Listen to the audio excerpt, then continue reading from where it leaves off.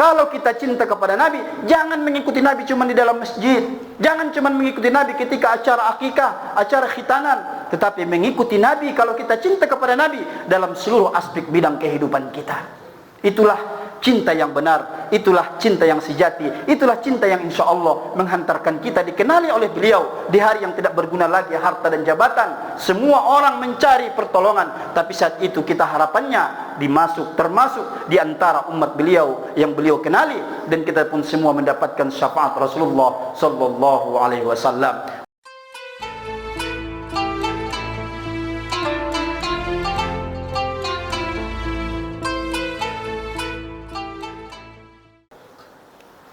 Alhamdulillahi Rabbil Alamin, wal aqibatu lil muttaqin, wala udwana illa 'alal zalimin. Ashhadu an la ilaha illallah wahdahu la syarika lah, wa ashhadu anna Muhammadan 'abduhu wa rasuluhu la nabiyya ba'dah.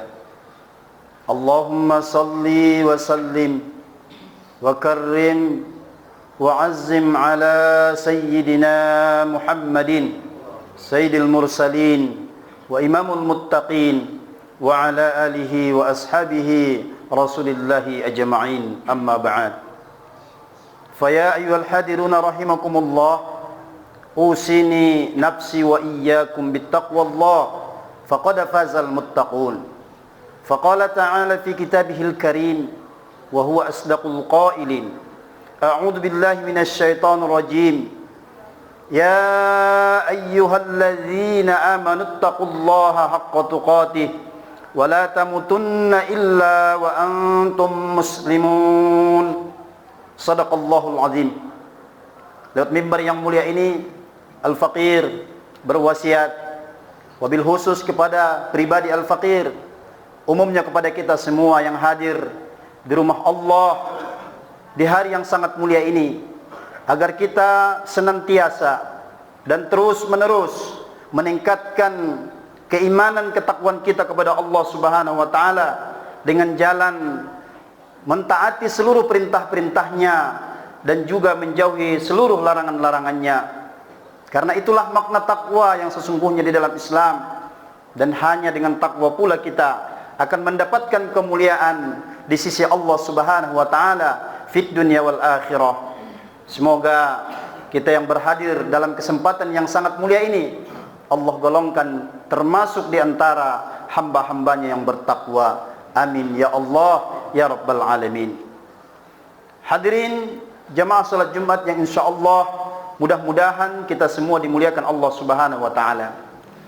Mengawali khutbah kita pada kesempatan ini, Al-Faqir ingin mengajak kita semua untuk mendengarkan satu buah ayat yang mulia yang bisa kita lihat dalam surah Al-Maidah pada ayat 118, di mana Allah Subhanahu wa taala berfirman, A'udzu billahi minasyaitonir rajim.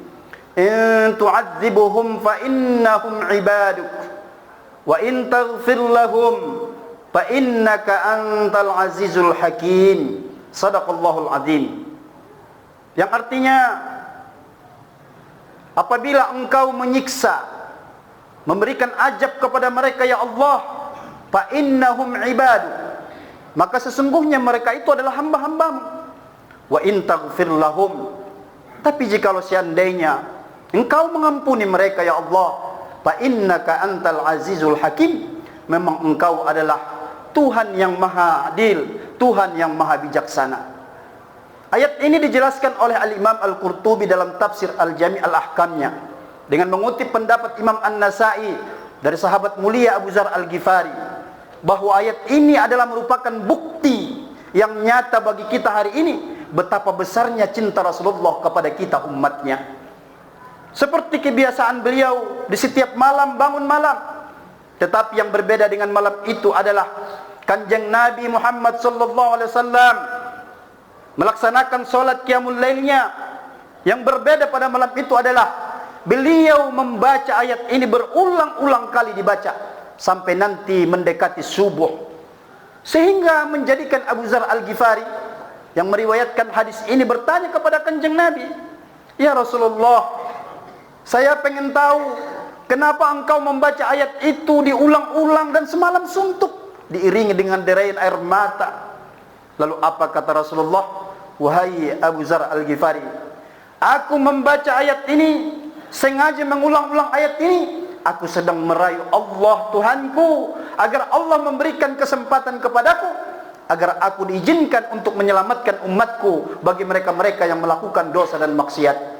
Maka di akhir solatnya, ketika subuh menjelang, Allah Subhanahu wa ta'ala lewat malaikat Jibrilnya pun memberikan dan mengabulkan apa yang diminta oleh Rasulullah sallallahu alaihi wasallam, asy-syafa'ati li ummati, bahwa nanti siapapun di antara kita umat Rasulullah, selagi mereka bertaubatan nasuha sebelum ajal tiba dan tidak pernah syirik kepada Allah Subhanahu wa taala, mereka inilah termasuk orang-orang yang dapat jaminan daripada keselamatan syafaatnya Rasulullah sallallahu alaihi wasallam. Semalam suntuk Rasulullah mengulang-ulang ayat ini dengan maksud dan tujuan tadi. Hal ini lebih dari cukup bagi kita yang mendengarkan ayat ini. Memang betapa cinta Rasulullah, betapa besar kepada kita sebagai umatnya. Kita yang hari ini tentu sangat menyadari kita punya orang yang kita cintai, mungkin istri kita, anak kita. Tapi hadirin yang dimuliakan Allah, kita bisa pastikan sebetapa besar cinta kita kepada anak dan istri kita. Tidak ada cerita namanya kita mendoakan mereka semalam suntuk, tidak ada cerita. Paling banter sehari, paling kita mendoakan mereka 5-10 kali. Itu pun kalau ada. Tapi Nabi kita tercinta, semalam suntuk diulang-ulang. Kita tidak tahu berapa jumlahnya, berapa banyak. Bahkan dalam riwayat yang lain, dalam hal ini kita bisa melihat dari riwayat Imam Ibn Hibban, suatu ketika istri tercinta beliau, ibunda kita Siti Aisyah radhiyallahu anha, dengan kemanjaannya berkata kepada Rasulullah, "Ya Rasulullah, tolong doakan saya dong ya Rasulullah." Saat itu Nabi langsung spontan mengangkat tangannya, sambil mengangkat tangannya berdoa kepada Allah, "Allahumma ighfir li Aisyah ma taqaddama min zambi wa ma ta'akhkhar." Ya Allah, ampunilah bila ada dosa-dosa istriku Aisyah. Ketika itu Aisyah ibunda kita, fadhahikat Aisyah, maka ibunda kita pun tersenyum. Nabi pun menimpali dengan ucapan, "Ayassruka bi du'aika ya Aisyah?" Kenapa engkau senyum? Apakah engkau bahagia mendengarkan doaku itu? Apa dijawab ibunda kita? "Wa ma la yassiruni bi du'aika ya Rasulullah." Siapa yang tidak senang, siapa yang tidak gembira, siapa yang tidak bahagia bila lisanmu yang mulia menyampaikan kepada Rabb, menyampaikan kepada Allah, pasti Allah akan mengabulkan. Lalu apa kata Rasulullah? Hadirin rahimakumullah, "Ya Aisyah, tahukah engkau, dzalikat du'ai, bila engkau bahagia, bila engkau senang, bila engkau girang mendengarkan doaku yang aku doakan hanya sekali sepanjang kita bersama, tahukah engkau Aisyah, dzalikat du'ai, itulah doaku untuk siapa? Li ummati, itulah doa yang aku panjatkan kepada Allah, kepada umatku." Berapa kali? Fi kullis shalah, setiap beliau salat, beliau tidak pernah lupa kepada kita. Hadirin rahimakumullah, betapa Nabi sangat berkeinginan bahwa kelak nanti di yaumil qiyamah kita bersama-sama beliau menuju surganya Allah Subhanahu wa taala. Hadirin jamaah salat Jumat yang dimuliakan Allah Subhanahu wa taala, tentu ucapan, kata-kata tidak akan ada yang mampu mewakili, melukiskan cintanya kepada kita. Tetapi paling tidak dua kisah ini, dua cerita ini akan mengingatkan kita hari ini bahwa kita pun semoga termasuk di antara umat beliau yang mendapatkan syafaat dan keselamatannya nanti. Dan yang perlu adalah ketika kita memahami dan mendengarkan kisah ini, yang menjadi pertanyaan kepada kita masing-masing adalah apa yang harus kita lakukan kepada beliau? Bagaimana cara kita membalas cinta beliau yang begitu besar? Mengingat hari ini hadirin rahimakumullah, banyak di antara umat Rasulullah yang mengaku umatnya, yang mengaku juga nanti akan mendapatkan syafaatnya hari ini. Jangankan membalas cinta yang begitu besar tadi, bahkan banyak di antara mereka lupa kepada Rasulullah, tidak ingat kepada Nabi, tidak peduli kepada kanjeng Nabi. Bahkan yang lebih menyakitkan, ada di antara umatnya, meskipun Nabi sudah mendoakan begitu besar cintanya kepada kita, tapi ada di antara umatnya bukan hanya tidak mengingatnya, tetapi ada di antara umat Rasulullah yang menyakiti Rasulullah sallallahu alaihi wasallam. Siapa mereka itu? Mereka itulah yang didoakan Rasul pada surah Al-Furqan ayat 30. Apa kata Allah Subhanahu wa taala? Allah abadikan ucapan Rasulullah, wa qala ar-rasul. Nabi pun mengadu kepada Allah. Kenapa sampai Nabi mengadu kepada Allah? Ya Rabbi, ya Tuhanku, inna qaumi ittakhadhu hadzal qur'ana mahjura. Maka orang-orang yang termasuk di antara golongan yang menyakiti Rasulullah adalah mereka-mereka terhadap Al-Quran tidak peduli. Sekarang mari kita lihat apa penjelasan mahjura. Al-Faqir ingin mengutip penjelasan Syekh Wahb Az-Zuhaili dalam tafsir Al-Munirnya. Yang pertama, yang termasuk di antara umat Nabi yang menyakiti Rasulullah adalah orang yang membaca Al-Quran, beriman terhadap Al-Quran, tapi tidak mau memakai petunjuk Al-Quran. Mahjura. Yang kedua kata beliau, orang membaca Al-Quran, beriman terhadap Al-Quran, tetapi mereka tidak mau berhukum kepada Al-Quran. Mahjura. Orang membaca Al-Quran, beriman terhadap Al-Quran, tetapi justru mereka mengolok-olok, meragukan petunjuk Al-Quran. Orang-orang yang seperti ini jangan berharap mendapatkan syafaat Rasulullah SAW. Langsung Nabi mendoakan, ya Rabbi. Nabi mengadu akan keperihan hati Rasulullah. Kenapa Nabi mengadu? Kenapa Nabi sedih dikala umatnya meninggalkan Al-Quran? Karena Nabi kita Muhammad SAW tahu persis apa yang akan terjadi menimpa umatnya bila mereka jauh dari petunjuk Al-Quran. Maka mafhum mukhalafah daripada ayat ini, hadirin rahimakumullah, ternyata mencintai beliau jelas tidak cukup dengan berselawat kepada beliau. Walaupun dari satu selawat kita mendapatkan 10 pahala dari Allah Subhanahu wa taala. Tapi jelas kalau kita mencukupkan hanya dengan selawat, lalu dengan modal selawat kita mendapatkan cinta Rasulullah, tidak cukup.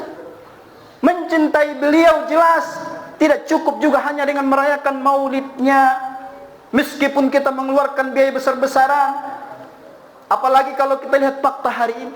Ini adalah nasihat buat kita semua, di mana kita lihat di berbagai tempat, momentum maulid itu semestinya adalah momentum terbaik mengingatkan kepada umat akan perjuangan beliau. Maka yang disampaikan mestinya adalah keberhasilan beliau dalam merubah suasana peradaban dunia dari jahiliyah menuju cahaya Islam. Itu mestinya yang diangkat dan disampaikan kepada umatnya, agar umatnya hari ini mengerti juga. Dan kalau umatnya hari ini ingin bangkit juga, ingin memimpin juga, mereka bisa meniru apa yang dilakukan Rasulullah 1400 tahun yang lalu. Tapi kita juga harus berkata jujur, peringatan-peringatan itu, momentum-momentum itu terkadang mohon maaf hanya sebatas rutinitas belaka. Bahkan mohon maaf, penceramah-penceramah yang diundang adalah mereka-mereka bukan untuk menyampaikan perjuangan Rasulullah, tapi bagaimana kemudian jamaah ini bisa ketawa. Sehingga ketika perayaan besar yang menghabiskan dana besar, ditanya nanti sama orang-orangnya di rumah, apa yang disampaikan Ustadz tadi? Mereka jawab apa? Tidak tahu, karena Ustadznya lucu sekali tadi. Subhanallah, kita semua sepakat. Perjuangan Rasulullah 23 tahun diiringi dengan kesedihan dan duka, diiringi dengan air mata dan darah. Lalu bagaimana kita hari ini bangkit? Bagaimana kita hari ini mengatakan saya sudah cinta dengan Rasulullah, tapi kita hanya mencontoh beliau hanya sekelumit saja, padahal apa yang menjadi ingin kita gapai, ingin kita contoh dari Rasulullah itu tidak pernah tersampaikan. Maka lewat mimbar yang mulia ini, waktu yang terbatas ini, Al-Faqir pun tentu tidak cukup menjelaskan, tapi paling tidak kita mendapatkan peringatan dan nasihat bahwa ternyata mencintai Rasulullah Nabi kita tidak cukup dengan apa-apa yang kita sebutkan tadi, yang oleh sebanyakan orang hari ini mereka merasa itu sudah puncak daripada cinta, bentuk cinta kepada Rasulullah SAW. Dan untuk membuktikan ini, kita bisa lihat dan kita rujuk ayat Al-Quran dalam surah Ali Imran. InsyaAllah kita semua hafal. Apa kata Allah? In kuntum tuhibbunallaha fattabi'uni. Kalau kita cinta kepada Allah, cinta kepada Rasulullah, maka cinta itu semestinya diwujudkan dengan berbentuk ittiba'ur Rasul, mengikuti Rasulullah sallallahu alaihi wasallam. Dengan bahasa yang lain, kalau kita cinta kepada Nabi, jangan mengikuti Nabi cuma di dalam masjid, jangan cuma mengikuti Nabi ketika acara akikah, acara khitanan, tetapi mengikuti Nabi kalau kita cinta kepada Nabi dalam seluruh aspek bidang kehidupan kita. Itulah cinta yang benar, itulah cinta yang sejati, itulah cinta yang insya Allah menghantarkan kita dikenali oleh beliau di hari yang tidak berguna lagi harta dan jabatan. Semua orang mencari pertolongan, tapi saat itu kita harapannya termasuk di antara umat beliau yang beliau kenali, dan kita pun semua mendapatkan syafaat Rasulullah sallallahu alaihi wasallam.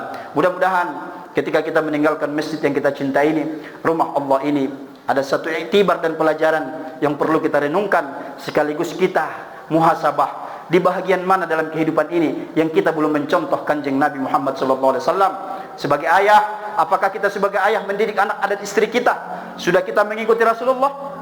Kita sebagai anak hari ini, apakah kita sudah mengikuti Rasulullah dalam bagaimana kita berbakti kepada kedua orang tua?